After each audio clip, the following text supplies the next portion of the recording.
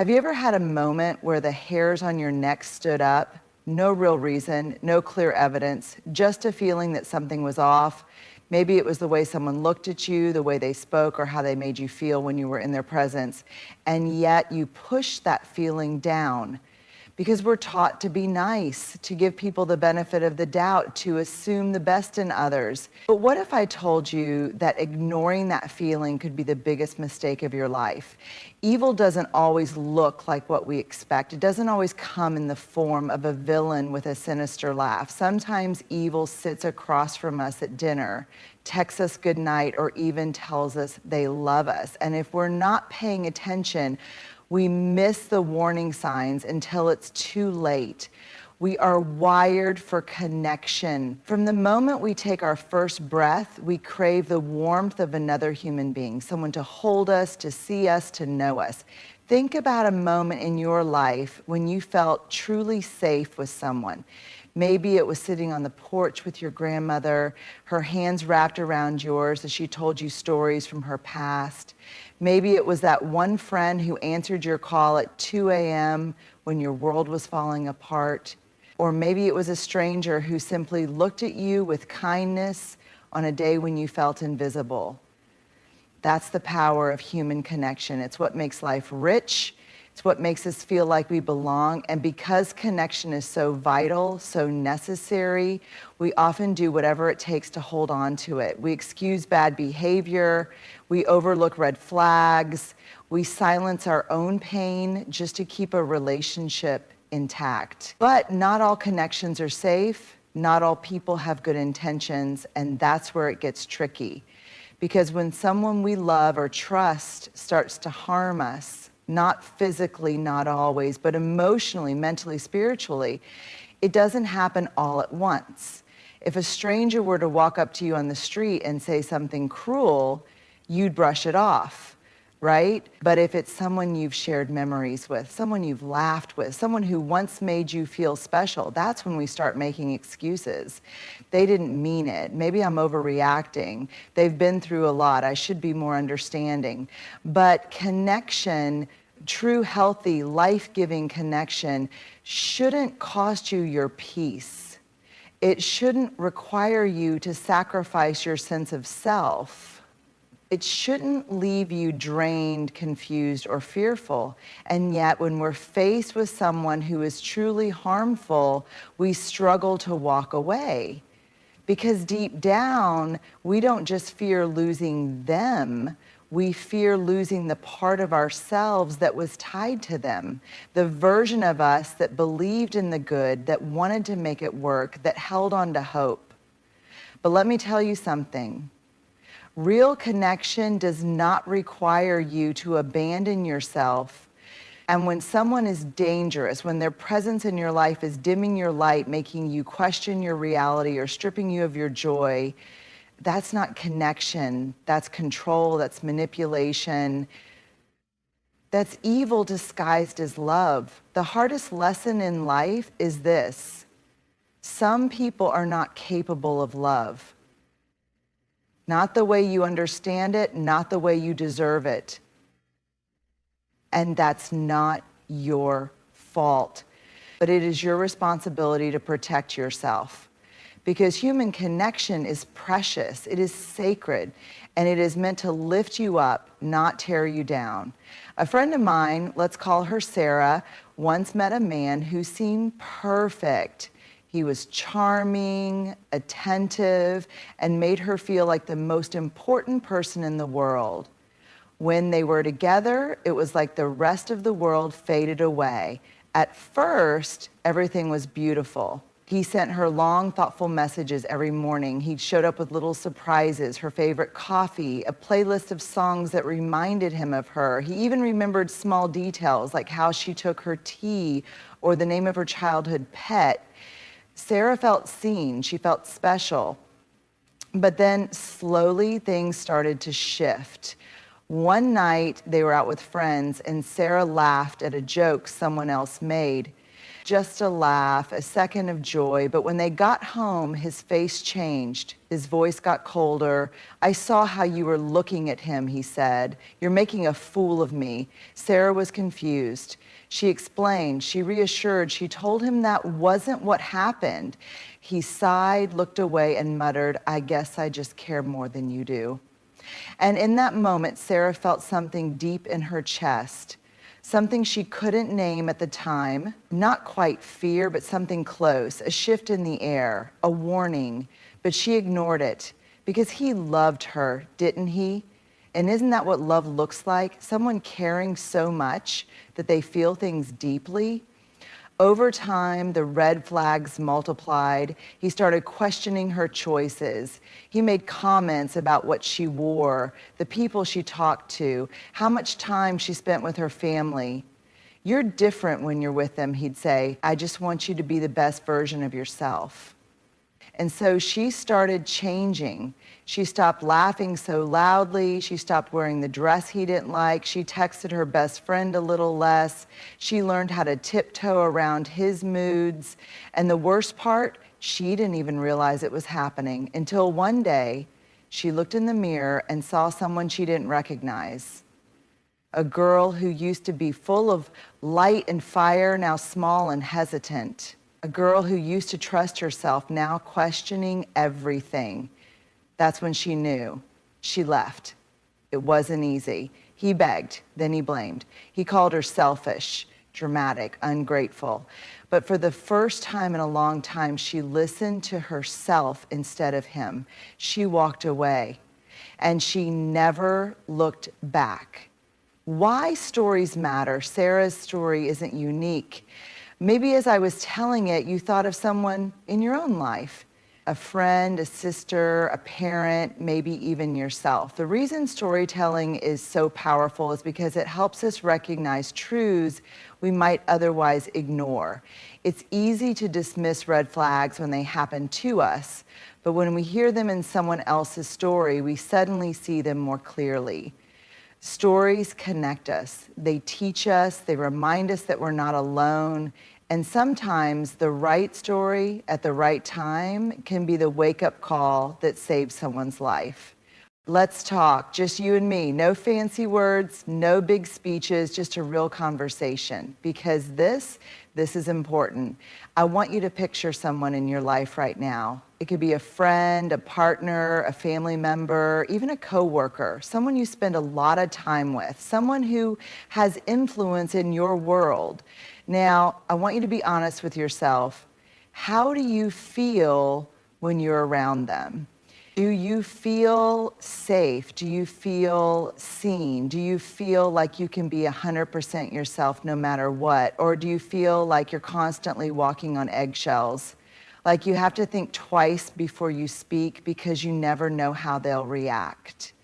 I know this isn't easy to talk about, but let me tell you something. If you feel drained every time you're around a certain person, if you feel like you have to shrink yourself to keep the peace, if you feel like you can't even trust your own thoughts anymore, there's a reason for that.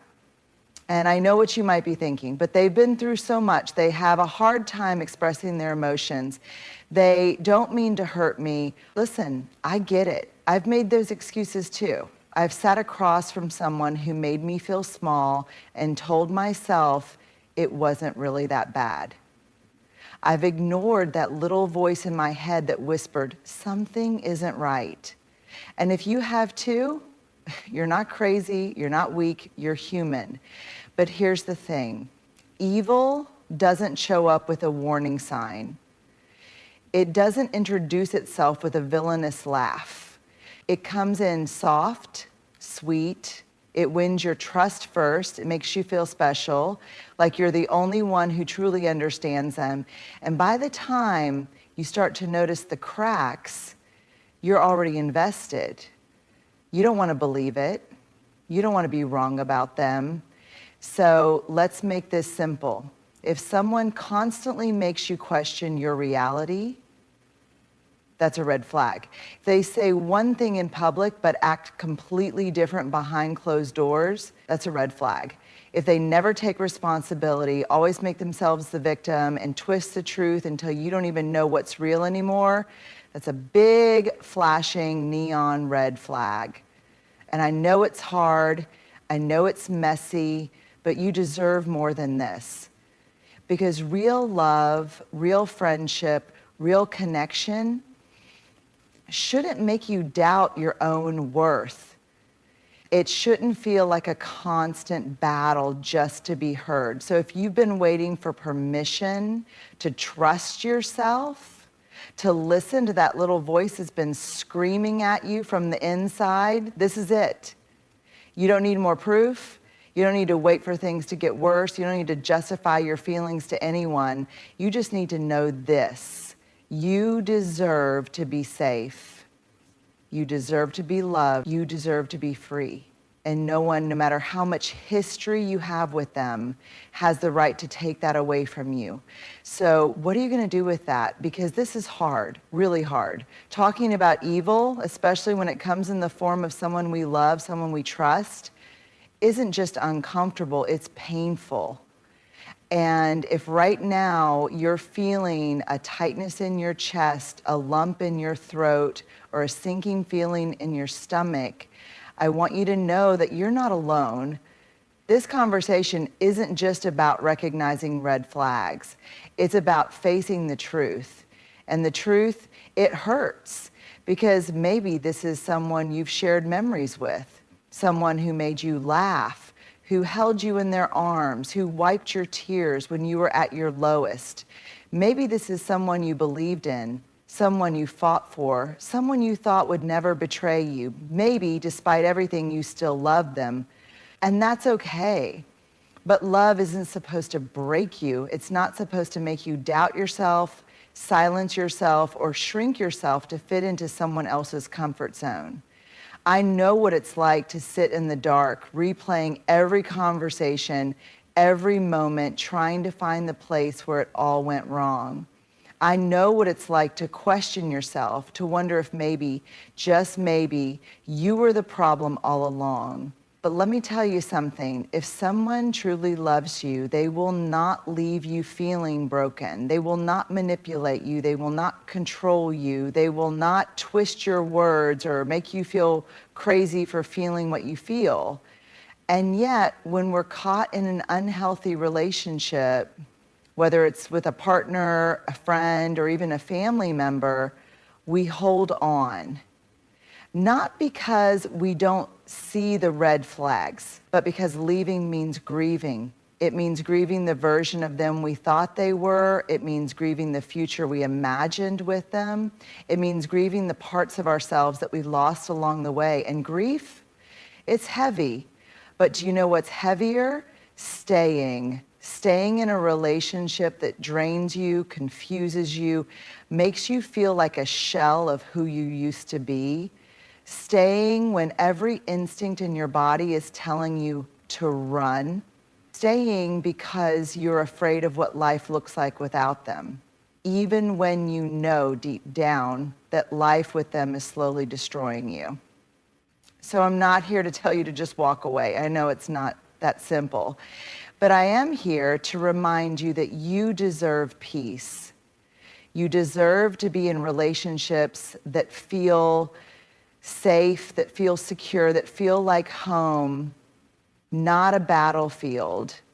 And the most heartbreaking part of all of this, the person who is hurting you, controlling you, manipulating you, they know what they're doing. They see your kindness. They see your empathy.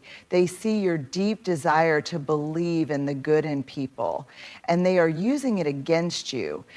That is not love. That is not connection. That is not something you are required to endure just because you care. So if no one has told you this yet, let me be the first. You do not have to stay where you are not valued. You do not have to love someone at the expense of losing yourself. You are allowed to walk away even if you still love them. Because the right people, the safe people, the ones who truly love you, they will never make you feel like you have to choose between them and your own happiness. And if someone is making you choose, Choose yourself every time, because you are worth saving. If this conversation has brought up emotions, fear, sadness, anger, even guilt, I want you to sit with that for a second. Breathe, let yourself feel it. Because facing the truth about someone toxic in your life is painful. It shakes the foundation of everything you thought you knew about love, about trust, about human connection. And it's okay if you don't have all the answers right now. But here's what I want you to hear, louder than anything else. There is hope. I know it doesn't always feel that way. When you're in the middle of something toxic, it can feel like there's no way out. It can feel like you're too deep, too entangled, too tired to even imagine what life could look like without them. Maybe they've made you feel like you can't survive without them. Maybe they've convinced you that you're not strong enough, not smart enough, not worthy enough to build a life on your own. Let me tell you something. That is a lie. You are strong enough. You are capable enough. You are deserving of peace, of happiness, of a life where you don't have to constantly justify your feelings or beg for the bare minimum. And I know walking away isn't just about leaving a person. It's about stepping into the unknown. It's about rebuilding your life piece by piece, and that is terrifying. But do you know what's even scarier? Staying in a relationship that drains you, staying in a friendship that poisons you, staying in a connection that makes you question your own worth.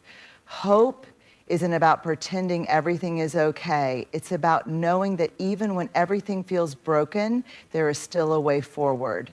So if you've been waiting for a sign, for a moment, for something to remind you that you are not stuck, this is it. Here's what hope looks like. It looks like waking up one morning and realizing you don't have to explain yourself to someone who refuses to listen. It looks like taking small steps toward freedom, whether that's setting a boundary, having a hard conversation, or finally deciding to walk away. It looks like rediscovering who you are outside of the person who tried to control you. And do you know what's on the other side of that hope? Power, your power, the power to take back your life, to decide right here and now that you are done shrinking, that you are done making yourself small to keep someone else comfortable, that you are done carrying the weight of a relationship that was never meant to be yours to hold alone. I won't lie to you, this isn't easy.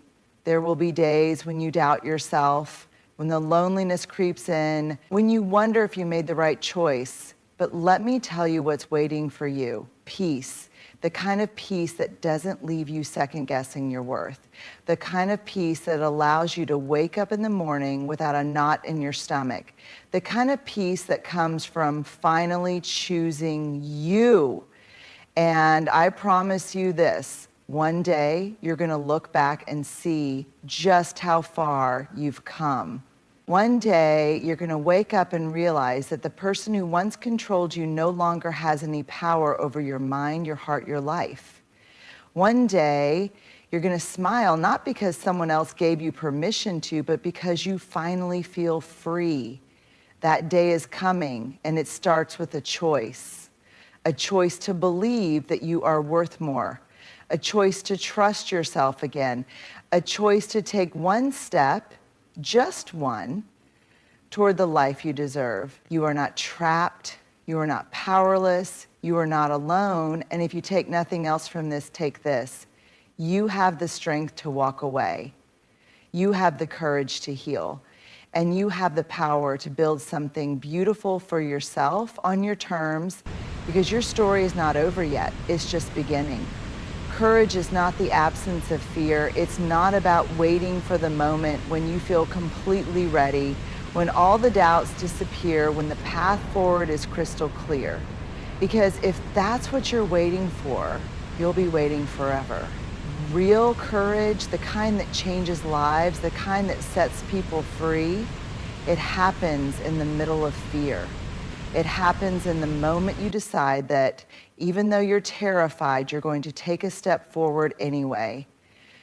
It happens when you realize that the voice in your head telling you stay is not your intuition, it's your fear. It's the fear of loss, of loneliness, of stepping into a world where you don't yet know what comes next. And I get it, I do. The idea of leaving someone behind, even someone who has hurt you, can feel impossible because maybe they weren't always like this. Maybe you have memories, real ones, of them being kind, of them being soft, of them holding you when you were at your lowest. And maybe a part of you is still hoping, still believing, still waiting for that version of them to come back. But let me ask you this. How many times have they made you feel small? How many times have they twisted your words, made you question your reality, blamed you for their own behavior? How many times have you walked away from a conversation with them feeling exhausted, confused, or ashamed without even knowing why? And more than that, how many times have you forgiven them, hoping that this time would be different? I know this isn't easy to hear, but you need to hear it. They are not going to change, not because they can't, but because they don't want to. If they wanted to, they already would have. And that means the choice, the hard, terrifying, life-changing choice is in your hands. This is your call to courage, not the kind of courage that looks glamorous, not the kind that gets applause or admiration, but the kind that happens in the quiet moments. The courage to listen to the voice inside you that has been whispering, maybe even screaming, that something isn't right. The courage to stop making excuses for them. The courage to put yourself first, maybe for the first time in a long, long time. And here's what I want you to know about courage. It doesn't always feel good. Sometimes courage feels like heartbreak. Sometimes courage feels like sitting alone in your car, gripping the steering wheel, trying to catch your breath as the tears fall. Sometimes courage feels like waking up in the middle of the night, panicking, wondering if you made the wrong choice. But courage, real courage, leads to freedom. And I need you to hear this. You are worth the hard part. You are worth the messy middle, the painful goodbyes, the nights that feel unbearable. Because on the other side of that, that's where healing happens. That's where you remember who you are. That's where you wake up one morning and for the first time in forever, you feel light. No more walking on eggshells. No more doubting yourself. No more feeling like you have to earn someone's love just to be enough, because you are enough right now as you are without them. And if you're thinking, but I don't feel strong enough to do this, let me tell you something.